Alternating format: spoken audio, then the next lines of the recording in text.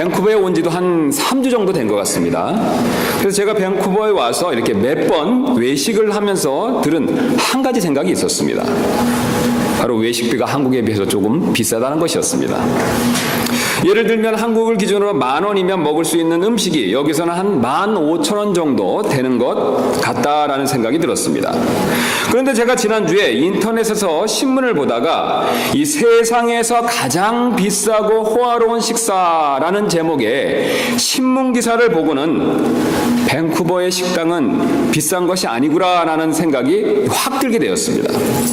이 신문 기사는 세계에서 가장 비싼 식사가 싱가포르에서 등장했다라고 소개하면서 그 식사 내용을 다음과 같이 자세히 보도했습니다. 제가 한번 이것을 소개해서 말씀드리도록 하겠습니다. 이 싱가포르에서 소개된 등장한 외식 상품은 두 사람을 위해서 8시간 동안 하늘과 바다를 오가며 18가지 코스의 요리를 제공하는데, 가장 먼저 싱가포르이 내려다 보이는 45분간의 헬리콥터 비행으로 시작해서 운전기사가 딸린 롤스로이스 차량과 호화 유람선을 타고 이동해 마리나 베이 샌즈 호텔의 옥상에서 본격적으로 식사를 시작하게 된다고 합니다. 두 사람만의 식사 장소는 장미 1만 송이로 꾸며지고 라이브 밴드가 음악을 연주하는 가운데 손님에게 딱 맞도록 주문 제작한 팔걸이 의자에 앉아서 다이아몬드가 박힌 젓가락으로 프랑스산 벨롱굴, 알마스 캐비어, 알라스카에서 공수한 연어, 일본 미시마산 등심 등이 들어간 18가지 코스 요리를 먹는다고 합니다.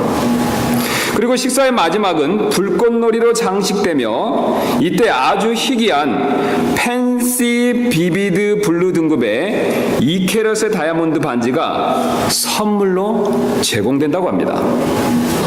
이렇게 먹고 나왔을 때 계산할 식비는 미화로 200만 달러, 하나로 23억 원이라고 합니다.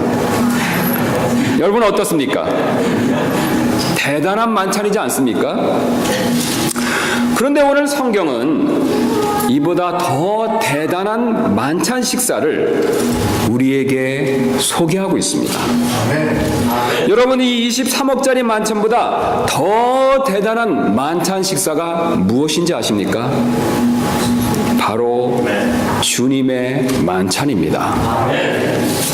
우리 주님의 만찬은 그 가치에 있어서 이 세상의 그 어떤 만찬보다 더 귀합니다. 그러나 여러분 가운데 어떤 분은 어떻게 딱딱한 빵 한 조각과 포도즙 한 모금이 23억짜리 만찬보다 더 귀합니까? 라고 질문하실지도 모르겠습니다. 일리 있는 말씀입니다.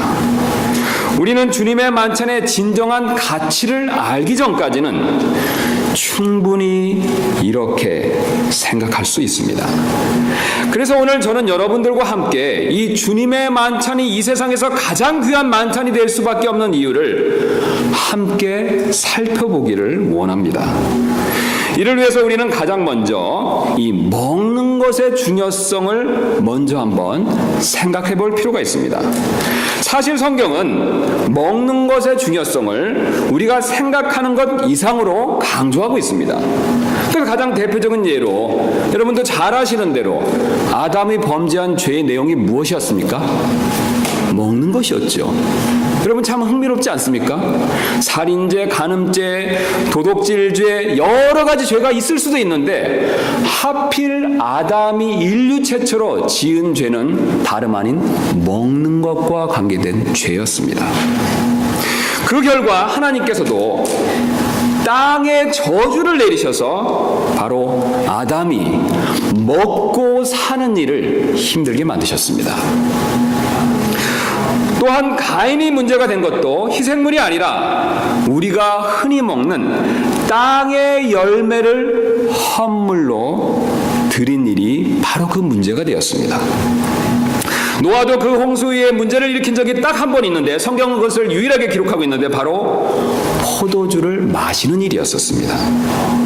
아브라함도 기근으로 인해서 먹을 것이 없어지자 이집트로 내려갔다가 여러분 어떤 일이 벌어졌습니까? 자신의 아내 사레를 파라오에게 뺏긴 적이 있었습니다. 게다가 장차 문제의 씨앗이 될 하갈을 얻어오게 되는 그런 일이 있었다는 사실을 우리는 이미 잘 알고 있습니다. 우리가 잘 아시는 에서도 팥죽 2그릇도 아니고 몇 그릇입니까? 한 그릇을 먹으려고 장자권을 야곱에게 팔았다가 나중에 크게 후회한 사실을 우리는 이미 익히 잘 알고 있습니다. 야곱과 그 가족도 7년간 흉년으로 인해서 먹을 것이 없어지자 요셉을 따라 이집트로 내려갔었습니다. 이처럼 성경의 굵직굵직한 사건들이 먹을 것과 관련이 깊다는 사실을 우리에게 잘 보여주고 있습니다. 그리고 이 사실은 계속해서 이어집니다. 이스라엘 백성이 광야에 있을 때 불평한 일도 다름 아닌 먹을 것 때문이었습니다. 여러분 흥미롭지 않습니까? 이스라엘 백성이 광야 몇 년 있었습니까? 40년 있었습니다. 그 광야는 우리가 사는 지금 이곳 밴쿠버보다 훨씬 더 불편하고 살기에 부적합한 곳이었습니다. 그런데 흥미로운 것은 그들이 날씨가 덥다, 집이 없다, 옷이 없다 그런 불평을 하지 않았었습니다. 단 한 가지 불평을 주로 했었죠. 어떤 것이었습니까? 먹는 것에 관한 불평이었습니다. 먹고 마시는 일에 대한 불평이었습니다. 이런 흐름 가운데서 하나님께서 바로 약속의 땅 가나안을 다름 아닌 무엇으로 묘사하고 계십니까? 젖과 꿀이 흐르는 땅이다라고 묘사하고 계십니다. 자연 환경이 좋다. 땅값이 비싼 곳이다. 교통이 편리한 곳이다. 좋은 학군이 있는 곳이다. 라고 가나안 땅을 묘사하고 있지 않습니다. 조금 전에 제가 말씀드린 대로 젖과 꿀이 흐르는 땅, 먹을 것이 풍부한 곳, 분명히 먹을 것과 관련해서 말씀하고 계십니다. 게다가 예수님께서도 이 땅에 오시고 처음으로 공식적으로 베푸신 기적이 바로 여러분이 잘 아시는 대로 가나안 혼인잔치에서 물이 포도즙으로 바뀌게 하는 먹을 것과 관련된 기적이었습니다. 그리고 마지막 계시록에서 우리가 천국에서 생명의 나무에서 나는 열매를 마음껏 먹게 될 것이다 라는 그런 약속을 주고 있다는 사실을 우리는 이미 익히 잘 알고 있습니다. 이처럼 성경은 먹을 것의 중요성을 계속해서 강조하고 있습니다. 그런데 우리는 여기서 먹는 것과 관련해서 아주 중요한 한 가지 사실을 배우게 됩니다. 바로 먹는 일에 있어서 아담과 둘째 아담이신 그리스도는 정반대의 행동을 취하셨다는 것입니다. 우리가 이미 이렇게 잘 아는 대로 아담은 먹지 말아야 할 것을 먹었습니다. 즉 아담은 먹지 말아야 할 선악을 알게 하는 나무의 열매를 먹었습니다. 그 결과 죄와 사망을 온 인류에게 가져다 주었습니다. 그러나 우리의 구원자 되시는 그리스도께서는 정반대의 행동을 취하셨습니다. 그리스도께서는 바로 자신이 먹지 않아도 되시는 것을 일부러 먹으셨습니다. 여러분 그렇다면 그리스도께서 드신 이것이 무엇인지 아십니까? 바로 하나님의 진노의 잔을 우리를 위해서 드셨습니다. 그리스도께서는 이 잔을 드시지 않으셔도 됐습니다. 왜냐하면 그분은 죄가 없는 아들 하나님이시기 때문입니다. 그럼에도 불구하고 그분께서는 우리를 위해서 하나님의 진노의 잔을 대신 드셨습니다. 성경은 하나님의 진노를 잔으로 묘사하고 있습니다. 왜냐하면 하나님께서는 우리가 매번 죄를 지을 때마다 매번 진노하십니다. 그러나 우리에게 회개할 기회를 주시고자 그 진노를 이렇게 곧바로 쏟아놓지는 않습니다. 여러분, 우리 가정에서 생활하다 보면 자녀나 때로는 배우자로 인해서 화가 날 때가 있습니다. 여러분 그러시죠? 전부 화를 안 나시는 것 같습니다. 예, 그러실 때가 있으실 것입니다. 가끔은요. 자, 우리는 화가 났을 때, 마음속에 화가 들끓고 마음에서 이렇게 불이 일어났을 때 그것을 곧바로 쏟아부을 때가 참 많이 있습니다. 그러나 우리 하나님께서는 그런 방법을 자주 취하지 않으십니다. 우리가 죄를 볼 때 그분께서는 분명히 진노하십니다. 그러나 그 진노를 곧바로 쏟아놓지는 않으십니다. 만약에 하나님께서 우리가 죄를 범할 때마다 그 진노를 우리처럼 매번 쏟아놓으셨다면 이 세상과 우리는 벌써 몇 번 없어져도 다 이미 사라지고 없어졌을 것입니다. 오히려 하나님께서는 궁율 가운데 참으시고 그 진노를 마음에 쌓아두십니다. 그래서 로마서 2장 5절은 이 사실을 다음과 같이 보여주고 있습니다. 다만 내가 내 강팍함과 뉘우치지 않은 마음을 따라 진노의 날, 곧 하나님의 의로운 심판이 나타나는 그날에 닥칠 진노를 내게 쌓아 올리는도다. 또한 요한복음 3장 36절은 이렇게 말씀하고 있습니다. 아들을 믿지 않는 자는 생명을 보지 못하며 도리어 하나님의 진노가 그 위에 머물러 있느니라. 그러나 그 진노가 다 쌓여서 더 이상 쌓아둘 것이 없을 때 하나님께서는 이 진노를 쏟아부으십니다. 그리고 이 진리를, 제가 말씀드린 이 진리를 우리에게 시각적으로 보여주시기 위해서 잔, 곧 이런 컵으로 묘사하십니다. 구약은 이것에 대한 풍부한 예를 보여주고 있습니다. 제가 몇 구절만 찾아서 지금 읽어드리도록 하겠습니다. 이사야서 51장 17절은 이렇게 말씀하고 있습니다. 오 주의 손에서 그분의 분노의 잔을 마신 예루살렘이여, 깰지어다 일어설지어다. 내가 사람을 떨게 만드는 그 잔의 찌꺼기를 마시되 그것을 다 짜내어 마셨도다. 에레미야 25장 15절부터 16절은 또 이렇게 말씀하고 있습니다.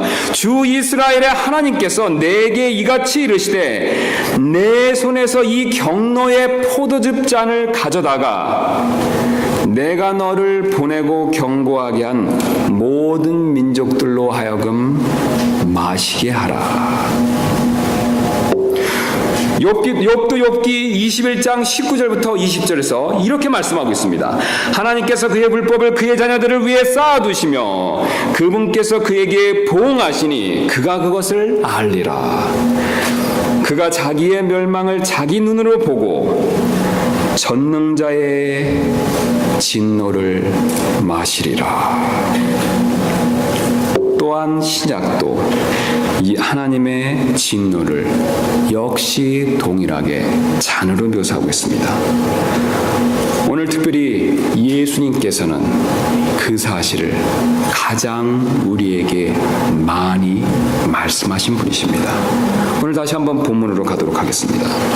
오늘 읽었던 26장으로 가셔서 밑으로 쭉 내려가셔서 39절과 41절 말씀을 통해서 이 사실을 확인해 보도록 하겠습니다. 39절에서 예수님께서 이렇게 말씀하고 계십니다. 조금 멀리 가서 얼굴을 대고 엎드려 기도하며 이르시되 오 내 아버지여 가능하시거든 이 잔을 내게서 지나가게 하옵소서. 그러나 내 뜻대로 하지 마옵시고 아버지의 뜻대로 하옵소서 하시고는 42절입니다. 그분께서 다시 두 번째 나아가 기도하여 이르시되 오 내 아버지여 만일 내가 마시지 않고서는 이 잔이 내게서 지나갈 수 없거든 아버지의 뜻이 이루어지기를 원하나이다 하시고. 여러분, 지금 예수님께서는 무엇을 말씀하고 계십니까? 어떤 잔을 드셔야 된다는 사실을 우리에게 알려주고 계십니다. 사도 요한 역시 동일한 사실을 우리에게 가르쳐주고 있습니다. 요한복음 18장 11절 말씀을 통해서 한 번 더 확인하는 시간을 갖도록 하겠습니다. 요한복음 18장 11절입니다.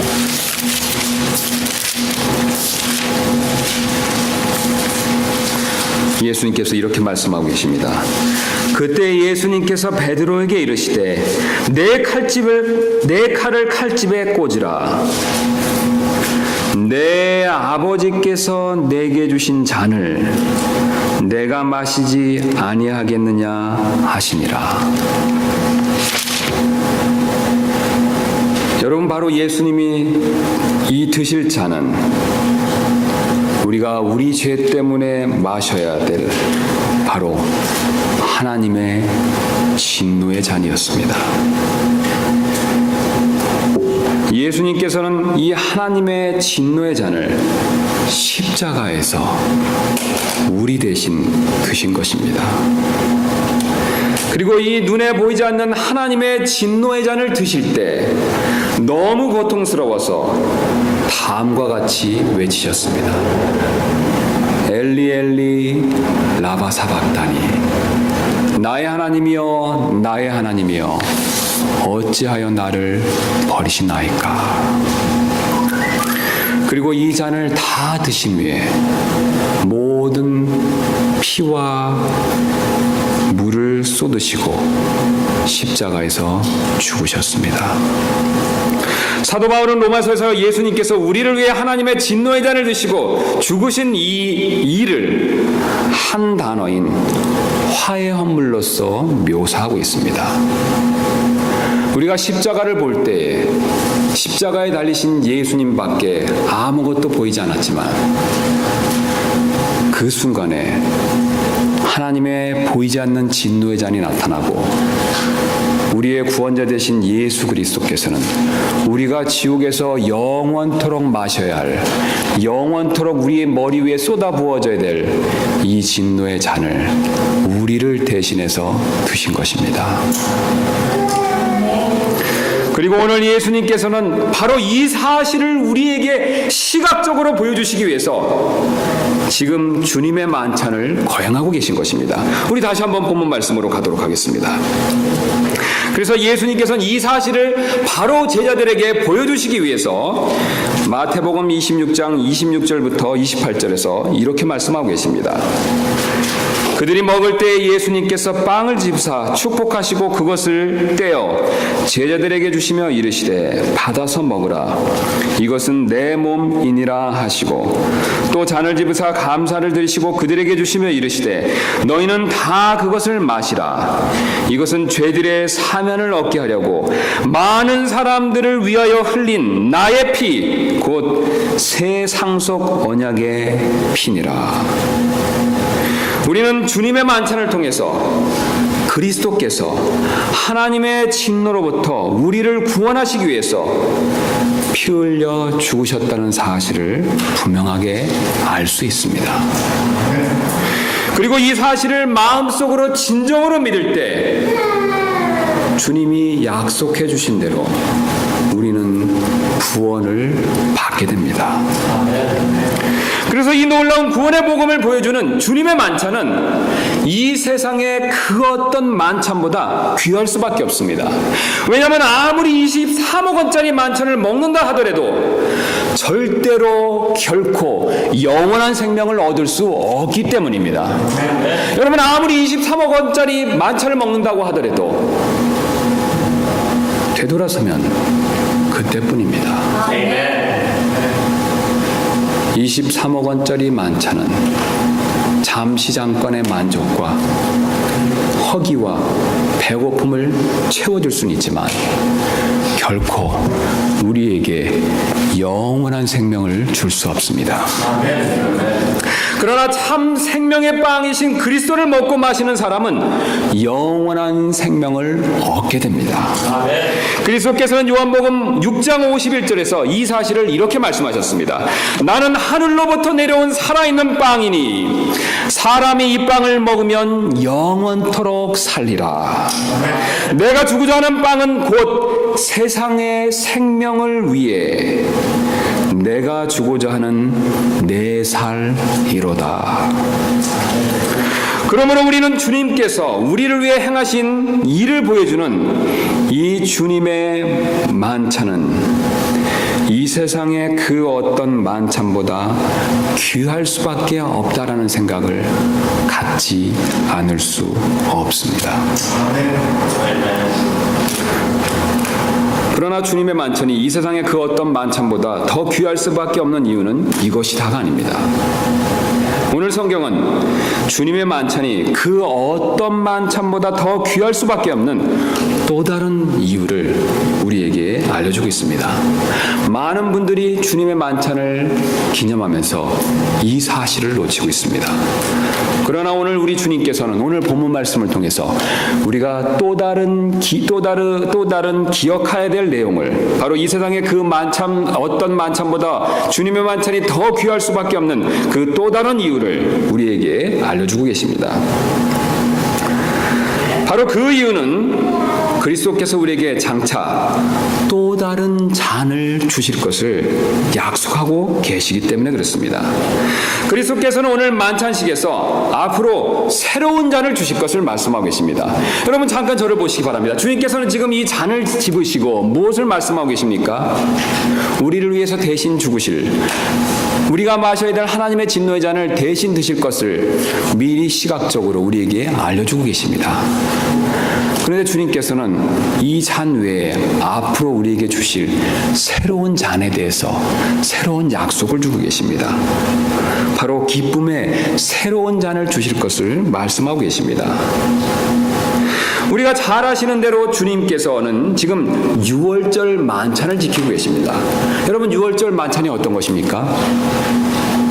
하나님께서 이스라엘 백성들을 파라오와 이집트의 속박으로부터 구출해 주신 것을 기념하는 바로 한 절기입니다.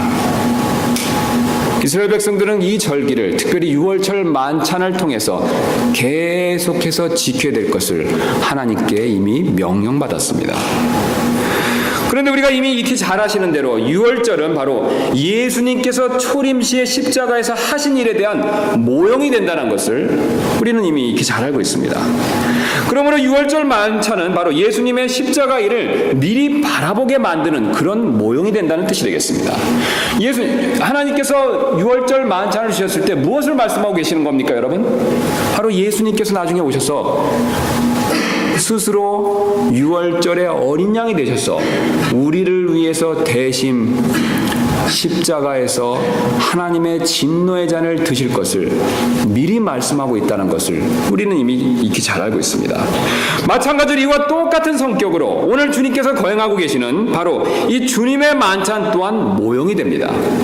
이 주님의 만찬은 예수님께서 십자가에서 이루신 일을 지금 기념하는 것에서 멈추는 것이 아니라 앞으로 예수님께서 재림하셔서 하실 일을 또한 모형이기 때문에 미리 내다보게 하는 그런 역할을, 그런 의미를 가지고 있습니다.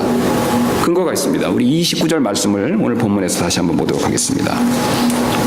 주님께서는 28절까지 이렇게 말씀하고 계십니다.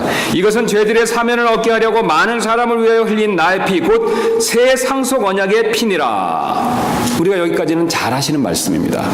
그런데 예수님께서는 한 구절 말씀을 더 더하고 있습니다. 29절 말씀 보겠습니다. 그러나 내가 너에게 이르노니 내가 이 포도나무 열매에서 난 것을 이제부터 내 아버지의 왕국에서 너희와 함께 새롭게 마시는 그날까지 마시지 아니하리라 하시니라. 여러분 지금 무엇을 말씀하고 계십니까? 앞으로 예수님께서는 장차 새롭게 마실 날이 있는데 그때까지는 드시지 않는다라고 말씀하시죠. 이것은 무엇을 뜻하는 것입니까? 주님께서 장차 우리와 함께 새롭게 마실 일이 있다는 것을 반어적으로 말씀하고 계시는 것이죠. 그 근거가 있습니다. 우리 누가복음으로 가서 한번 살펴보도록 하겠습니다. 누가복음 22장 30절입니다.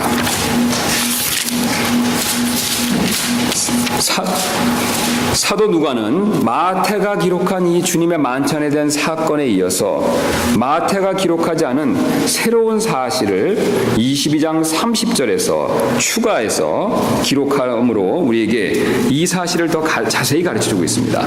그래서 마태복음 22장 18절 말씀을 먼저 보도록 하겠습니다. 내가 너에게 이르노니 하나님 왕국이 임할 때까지 내가 포도나무 열매에서 난 것을 마시지 아니하리라 하시니라. 여러분 어떻습니까? 마태복음에서 마태가 말한 것과 거의 비슷한 내용이지 않습니까? 그런데 마태복음과 틀리게 누가는 특별히 우리 이방인들을 위해서, 이방인들이 더 잘 이해하기 위해서, 유대인의 문화에 대해서 잘 모르는 이방인들을 위해서 추가적인 내용을 더 가르쳐주고 있습니다. 그 내용들을 밑에 쭉 기록하고 있는데 바로 29절에 이렇게 말씀하고 계시죠. 28절 말씀부터 보도록 하겠습니다. 너희는 내가 시험들을 당할 때 항상 나와 함께한 자들인즉 내 아버지께서 내게 맡기신 것 같이 나도 너에게 한 왕국을 맡기어. 30절 말씀을 유심히 보실 필요가 있습니다. 너희가 내 왕국에서 내 상에서 먹고 마시게 하며 또 왕자에 앉아 이스라엘의 12지파를 재판하게 하리라 하시니라. 여러분 예수님께서 지금 무엇을 말씀하고 계십니까? 장차 앞으로 새롭게 먹고 마시는 일이 있을 것을 약속해 주고 계십니다. 18절에서 무엇을 말씀하셨습니까? 앞으로 먹지 않을 것이다. 그 다음에 30절에서 무엇을 말씀하십니까? 앞으로 먹게 될 내용이 무엇인가를 우리에게 자세하게 가르쳐 주고 계십니다.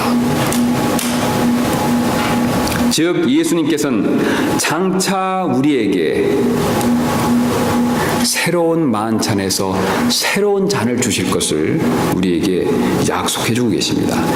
이것은 바로 재림시에 우리에게 주시는 어린 양의 혼인잔치에서 기쁨의 새 잔을 주실 것을 약속하고 계십니다. 더 나아가서 천년왕국에서 한없는 기쁨과 즐거움이 있을 것을 또한 약속해 주고 계십니다. 여러분 이 사실을 믿으십니까? 우리가 왜 장로교와 다른 특징 중에 하나가 바로 뭐냐면 우리는 천년왕국을 문자 그대로 믿는다는 것입니다. 천년왕국을 문자적으로 믿는 것이 중요한 이유는 문자적으로 믿기 때문만은 아닙니다. 여러분이 만약에 천년왕국을 문자적으로 믿는다면 그 안에서 하나님께서 주실 엄청난 복들을 실제적인 것으로 간주하고 마음의 큰 위로와 큰 격려를 받으실 수가 있습니다. 조금 전에 읽었던 누가가 말씀하신 대로 예수님께서 다시 오셔서 이 땅에 다시 오셔서 자신의 왕국을 나눠주실 때 그 왕국을 자신의 제자들에게 특별히 주시고 그 왕국에서 주님과 더불어 먹고 마시는 풍성한 만찬이 있을 것을 우리가 글자 그대로 믿는다면 우리의 마음에 얼마나 큰 위로와 기쁨이 있겠습니까? 그래서 예수님께서는 바로 지금 이 만찬에서의 고난의 잔이 전부가 아니라 미래에 있을 기쁨의 새 잔을 주시기를 원하신다는 사실을 강조하기 위해서 우리가 잘 아시는 대로 바로 첫 기적으로 가나안 혼인잔치에서 물이 포도즙이 되는 그런 기적을 베푸신 것입니다. 여러분 흥미롭지 않습니까? 예수님께서 공식적으로 자신의 공생애를 시작하셨을 때 처음 베푸신 기적이 어떤 것입니까? 가나안 혼인잔치에서 물이 포도즙으로 바뀌는 기적이었죠. 그것도 일부가 아니라 어떻습니까? 넘치도록, 부족하도록이 아니라 어떻습니까? 한없이 먹고도 남을 만큼 그렇게 주님께서 기적을 베푸셨다는 사실을 우리는 이미 잘 알고 있습니다. 그러므로 예수님께서 장차 주실 이 기쁨의 새 잔은 이루 말할 수 없는 기쁨의 이 만찬을 베풀어 주실 것을 우리에게 지금 알려주고 있습니다. 그리고 이 새로운 만찬은 최소한 분명히 제가 앞에서 말씀드렸던 23억 원짜리 만찬보다는 더 좋은 만찬이 될 것입니다. 여러분 이 사실 믿으십니까? 왜냐하면 하나님께서는 우리보다 어떻습니까? 스케일이 크신 분이죠. 일명 통이 크신 분이죠. 하나님은 그런 분이시기 때문에 23억 원이 아니라 2,300억도 더 되는 만찬을 베풀어 주실 수 있는 바로 그런 분이십니다. 여러분, 부모님이 아무리 부유하다고 하더라도 자기 자녀에게 2,300억짜리 만찬을 쉽게 베풀어 줄 수 있겠습니까? 자신 없으시죠? 그러나 하늘에 계신 우리 아버지는 2,300억, 아니 그 이상 되는, 그 이상 값어치가 되는 만찬을 우리에게 베풀어 주실 것을 약속하고 계십니다. 게다가 우리 주님께서는 은혜로운 분이시기 때문에 구원받은 우리에게 이런 만찬을 공짜로 베풀어 주실 것입니다. 아무리 부부간이라도, 아무리 부자지간이라도 금전 관계에 있어서 자유롭지 못할 때가 있습니다.